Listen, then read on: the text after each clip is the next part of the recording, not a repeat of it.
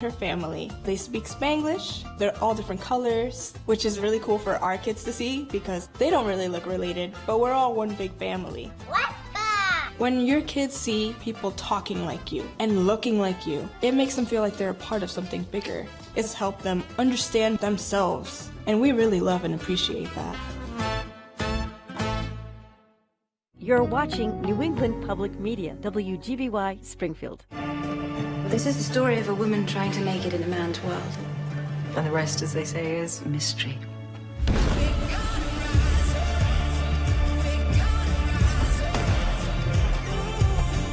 I'm a really good detective. You do not want me as an enemy. Let justice be done. No pressure. Let's see how this plays out. All new mysteries premiere October 16th on NEPM. Coming up, we're connecting you with the creativity and culture in your community, including a program to educate jazz students that's 40 years strong.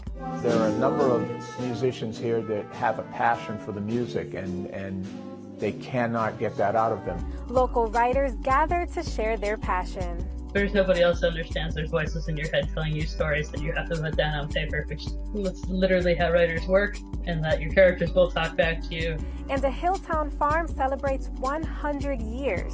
Not to be forgotten, and certainly not easy to miss, is the vast acreage of orchards surrounding the property. In peak growing season, they offer up the kinds of visuals one might expect to find on postcards from New England. Join us for those stories and more as we explore the creativity, culture, and community that make us Western New England. Up next on Connecting Point. Support for Connecting Point is provided by our contributing viewers.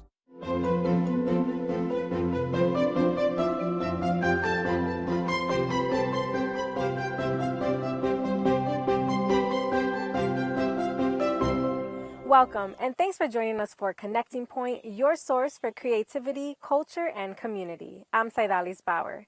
Each week this summer, we're exploring all that Western New England has to offer, and today we're coming to you from the town of Westhampton in the heart of Hampshire County. Originally a part of the city of Northampton, this rural community nestled in the hills of western Massachusetts has relied on agriculture and timber throughout its history to support its residents.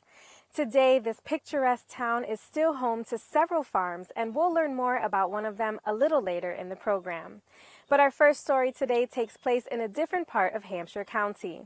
40 years ago, a group of dedicated music educators at the University of Massachusetts at Amherst developed a program that connects students learning jazz with the country's top jazz artists and educators for an intensive 2-week study in improvisation. They called the program Jazz in July, and producer Dave Frazier spent a day on the university's campus this past summer to find out more.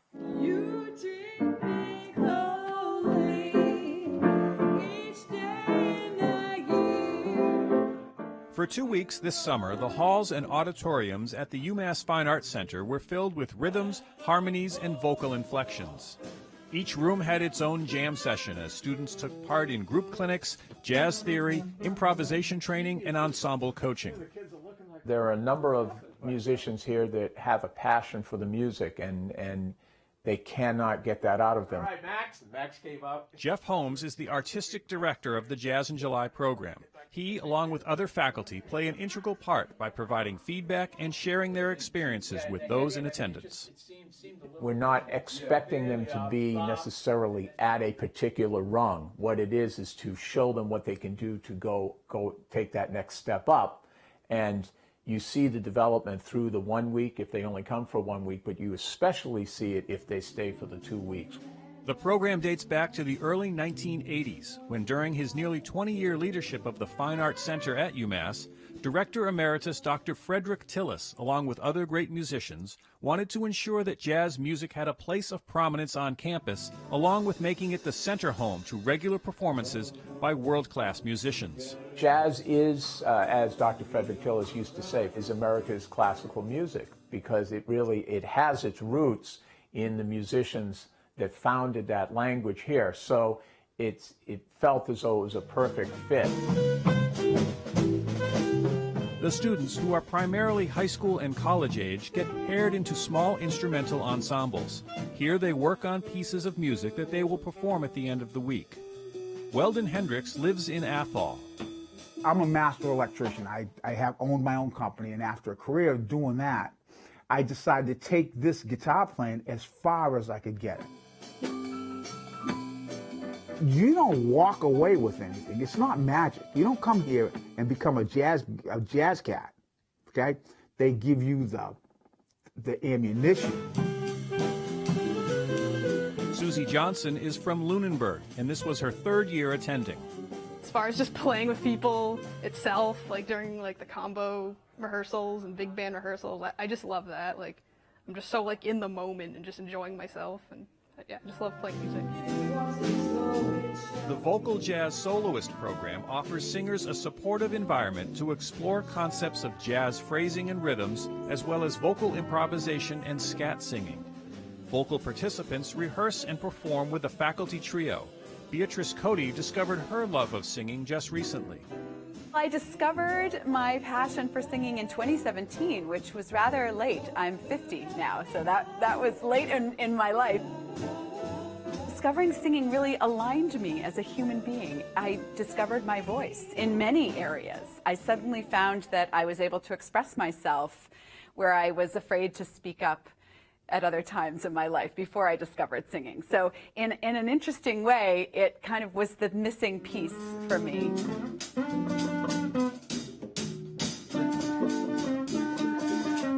To watch a person who had very little language skills as far as improvisation was concerned on a Monday, get up there on a Friday and step forward and confidently take a solo, to watch that energy happen, watch the individual be able to take those steps forward.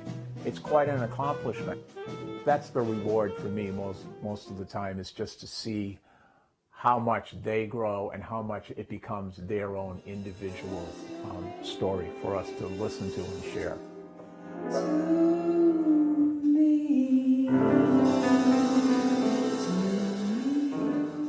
Every week, Connecting Point explores the creativity, culture, and community that make us Western New England, but it doesn't stop there. You can find us online anytime for exclusive features and content. As we just saw in our previous story, the Jazz in July program has had a long legacy. And in this week's digital exclusive, Jamila Daria, the executive director of the Fine Arts Center at UMass Amherst, discusses the history and significance of the program. It connected students from all over the state and the country with not only the musical, but even political and ideological perspectives of thinkers, creators, artists, not only from this generation, but from generations before.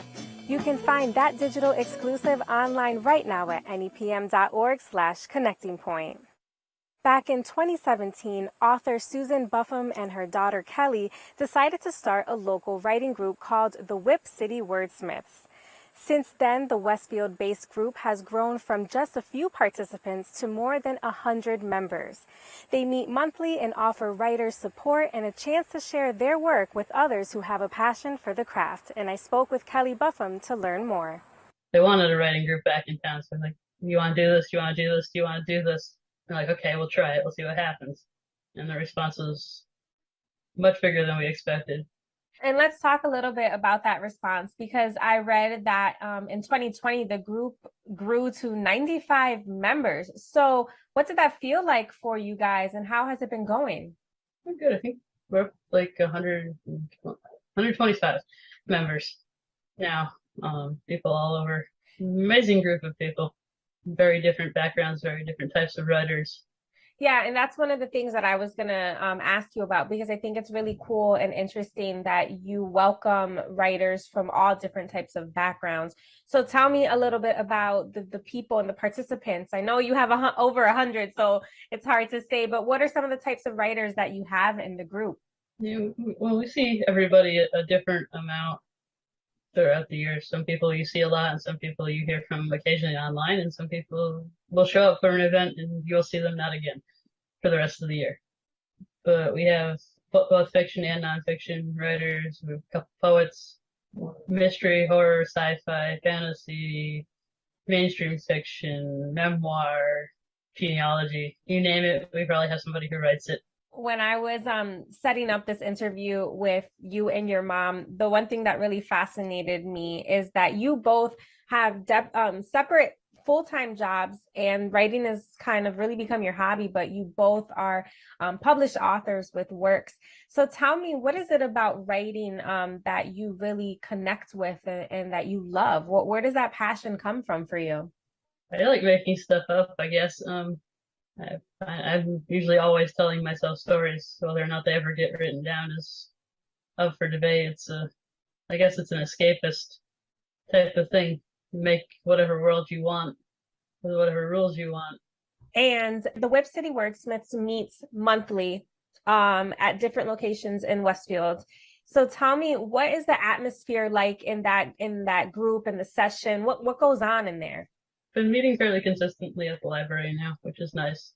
So we get together for a couple hours. We go over, hey, I've heard this event's going to happen, or this event's going to happen. You can sign up here, share that kind of news. We do a little bit of sharing, like, I've been working on this. I'm going to publish this soon. I just read this book by this other wordsmith that was really good. You all should read it too.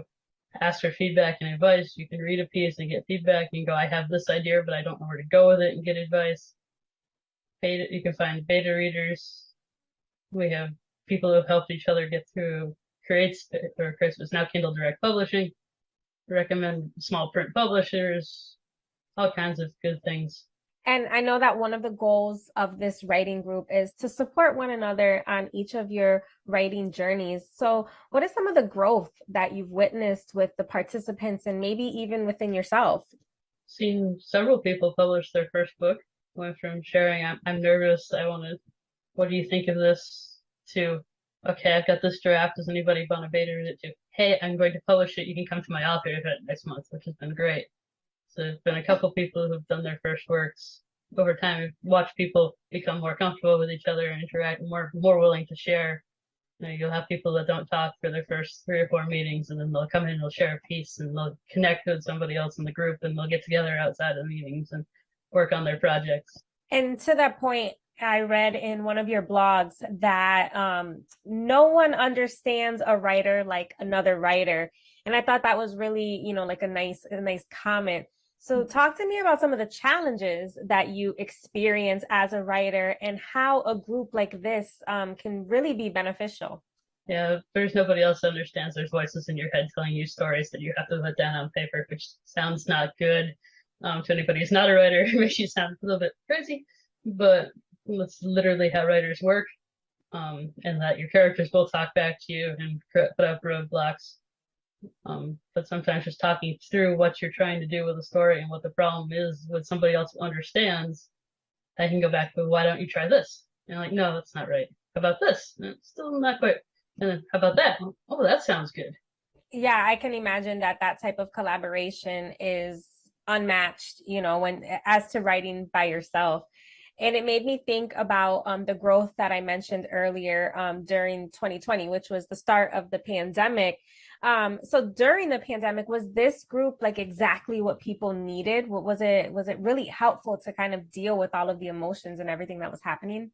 We struggled to meet a little bit. We did do some Zoom meetings, but we saw actually more online communication and get together. So it seemed to be an outlet for people to talk to each other. And a lot of people who ran into writer's block during COVID, and some have started to write again and some have not, but they're still there cheering on the people who have started to write again. And they know that we'll be there for them when they do start. If there's somebody out there that is similar to you, that maybe is just writing as a hobby, but really wants to take it more serious, what type of advice would you offer them? Connect with other writers. You can be your own worst enemy. Sometimes when it comes to writing, because you will be a harsher critic. Like, I will read something and go, I hate what I wrote, and somebody else will read it. It's like, this is good, keep going with it. Networking is very important. Becoming traditionally published these days is becoming more and more difficult. So self-publishing and indie presses are becoming a bigger and bigger way to go. And finding people who have experience with that to help you out is important. Now, in June of this year, 2022, you celebrated your 5th anniversary with the WhipCity Wordsmiths. What would you like to see in the next years to come? How would you really love to see this group grow, and what do you want people to know about it? I'd like to see meetings keep going the way they're going. Maybe even more attendance. We'd like to see more author events and a bigger author presence at some of the local events. We do participate in Articulture and Artoberfest put on by Artworks of Westfield, but we'd like to see more ability to do things like that, and even outside of that, get the authors involved and out there in front of people.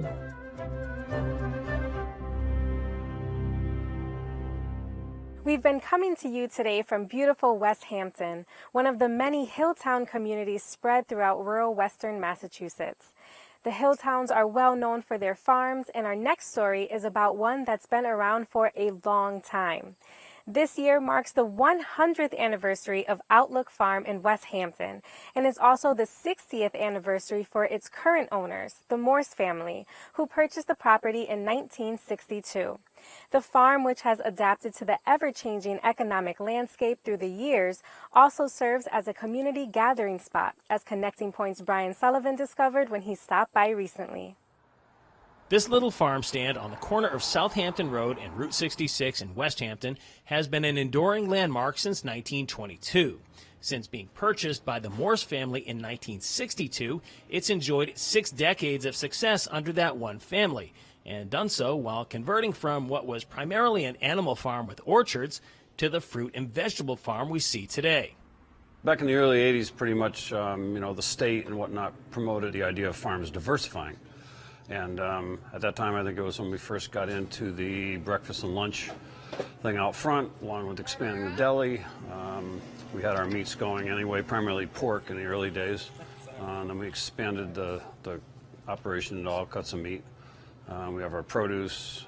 We've got the bakery that's been built up over the years. Originally, it was just apple pies that were being made all the time, or fruit pies. My mother made those for years. And then it went into expanding. My wife started way back in the 80s, also started baking chocolate chip cookies and bringing them here to sell, and that's what it went from there into everything we got going today for a full bakery.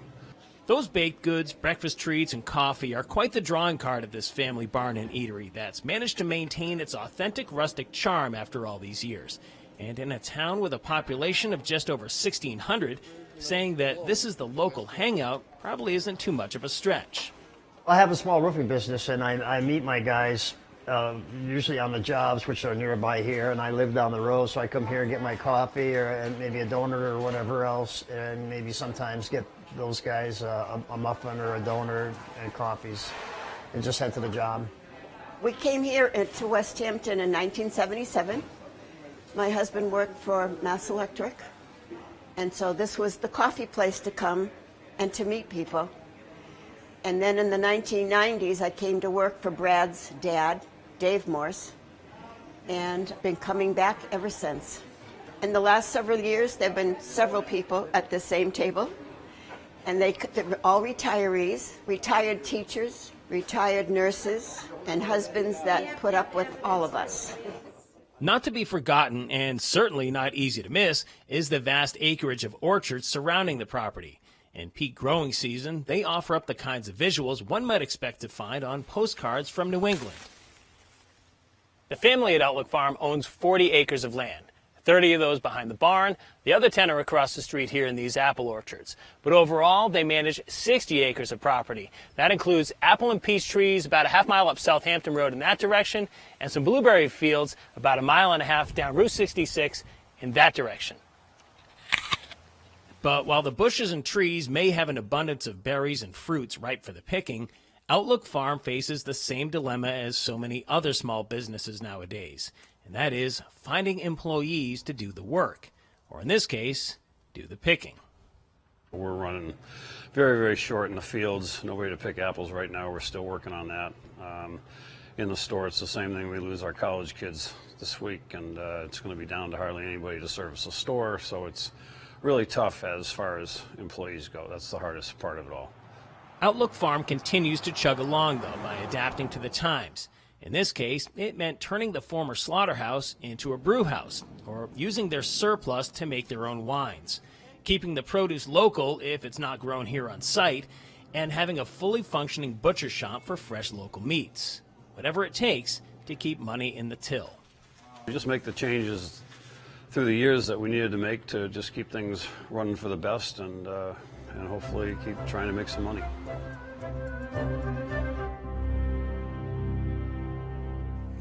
And you can learn more about what life is like in the picturesque hill town of Westhampton, Massachusetts, as we hear from the residents who live here in this week's Digital Extra. When we first moved here in '77, they had the bicentennial in Westhampton. In the parade, they had famous named peoples, and who would believe that Roy Rogers lived here. My husband was Daniel Webster. They had Orville Wright, Esther Williams. Now, folks in my generation would know who these folks were in the old days. The younger kids probably wouldn't. And we had Dick Tracy, who was a farmer. He wasn't a detective, but he was a farmer. You can find that digital extra and so much more online right now at nepm.org/connectingpoint. Artist Carlos Mateu, who left his native Cuba in 1997, calls his style pop geometric. He combines aspects of cubism and realism in his paintings, and he draws upon mysticism and the surreal in order to reflect the Afro Cuban experience in his work. Mateo joined me to discuss his career as both a visual artist and dancer. My first paintings, they were practically representing like a views of Havana, I'm feeling like I was missing my city, and everything was very traditional, very strong cultural oriented in terms of my background. So I was working with a gallery in Old San Juan for the first 3 years, since my work was very, very tropical, very reflecting all the nature of Caribbean, and that was the beginning.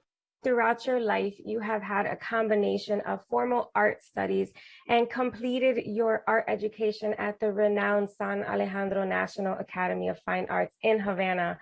How and when did your interest in art begin, and did you ever imagine that this could result in a profession for you? Well, the beginning is, I think, that you are born with it. I mean, some people, they choose to be artists, but I didn't choose to be artist. I was born an artist. I'm responding to questions about my style, because my style is the combination. When you look at it, it's not like you plan it. You don't say, I'm going to put a little bit of Picasso, a little bit of Van Gogh, and make this cocktail, and this is going to be my style. That doesn't work that way. Maybe for some people, but not for me, because I did it in a very natural and unconscious way. And one day I was at the National Academy drawing a banana tree with straight lines. And I said I had to keep a relationship between drawing and painting. This is not cubism. And then I started, because during that period of time, I was strongly influenced by silk screen. So I ended bringing the separation of layers of traditional silk screen. But then I said I had to connect the painting with the drawing. So all the separation of layers turned to responding to the drawings and was in straight lines, and all the shapes with paint was also with a straight line.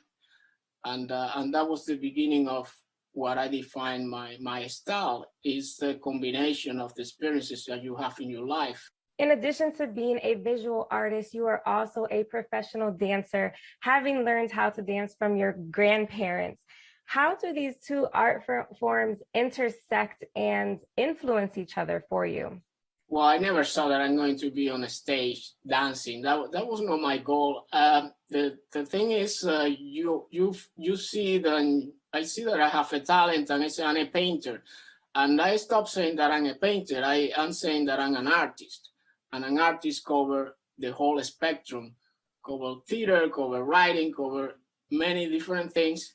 And all these things, they work together. And sometimes you have the same concept that I have for painting is the same concept that I have for dancing. The difference is that the body has to respond to what you have in mind, and then you have to manage that. The other thing that I have to say, I used to be very introverted as a painter and in my personality. And then dancing, you cannot be introverted. You have to be extroverted. I mean, as a painter, I just paint. Nobody has to see me. I can put my work in a show, and that's it. But as a dancer, you have to be out there. And if you are representing your culture, you have to give you 100% and take everything inside out. And people have to see that. You cannot stay halfway. You have to show all your feelings and expose everything. How do you think your art will speak to everybody regardless of their cultural backgrounds? And holding my background, I mean, that's the foundation. That's the foundation, and that's what let you know who you are and where you come from and where to go. I mean, if you don't have a strong foundation, you cannot go anywhere. So I have to start from that foundation that I was born in Cuba, then I'm Caribbean, and then I'm Latino, and then I'm Afro Cuban. And if I have to define some way, I will define myself as Afro Cuban. I don't like to be defined, and I define myself just as a visual artist. And then I bring everything together because I have a universe in my mind, and you are dreaming and you are flying, and you don't have limitation inside of you. So inside of me and everything, I mean, I belong to every culture. I belong to the planet. So the end of my message is like we are all connected. That's the end of everything. If you enjoyed that story, you can find more content on our website exploring the rich diversity of Latino culture in our region as Connecting Point celebrates Hispanic heritage. And that does it for this edition of Connecting Point. Remember, you can always find all of the stories that you saw in this episode, as well as exclusive features, digital-only content, and so much more online anytime at nepm.org/connectingpoint. Our thanks to the town of Westhampton for hosting us today. And please be sure to join us again every week right here for more stories of the creativity, culture, and community that make us Western New England. I'm Saidalis Bauer. Thanks for watching and take care. Support for Connecting Point is provided by our contributing viewers.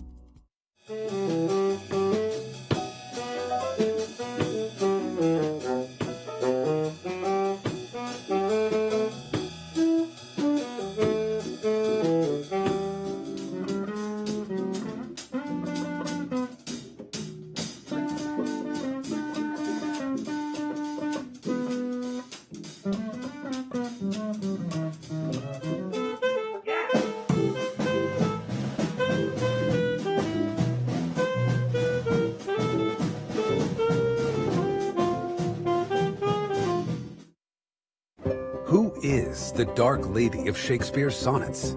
Let me tell you about Black Lucy Negro. Her story comes to life in a modern twist on a secret tryst. Based on the book by Caroline Randall Williams. Choreographed by Paul Vasterling, with music by Rhiannon Giddens and Francesco Teresi. The Nashville Ballet performs Black Lucy and the Bard on Great Performances. Black Lucy and the Bard, Friday at 9, or stream at nepm.org. This is a story in which everyone is challenged. We all think of the United States as this country with the Statue of Liberty poem, "Give me you're tired, you're poor." But in moments of crisis, it becomes very hard for us to live up to it. Watch NEPM Sunday, Tuesday, and Wednesday nights at 8.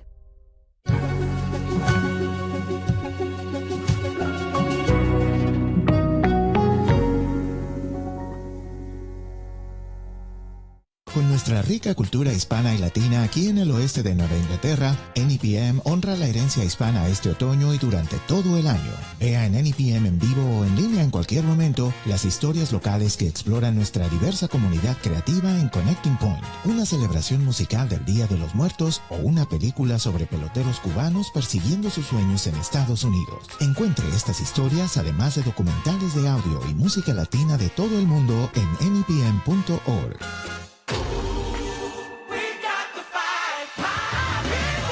Black Americans created a world on the other side of the color line. Black people create spaces where we can be seen by each other. Sometimes you just want to celebrate how dope it is to be black. Making Black America, October 4th, or stream at nepm.org.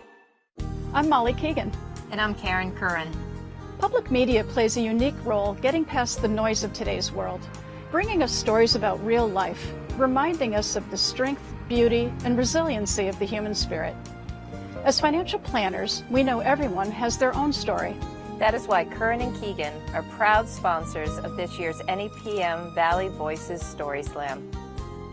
New England Public Media is sponsored in part by our contributing viewers and by Dennis Group, designing and building food plants around the globe and right here at home in Springfield since 1987. Career openings in architecture, engineering, and construction management. Details at dennisgroup.com.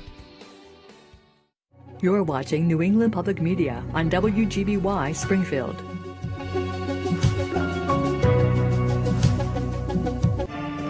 This is the story of a woman trying to make it in a man's world. And the rest, as they say, is mystery.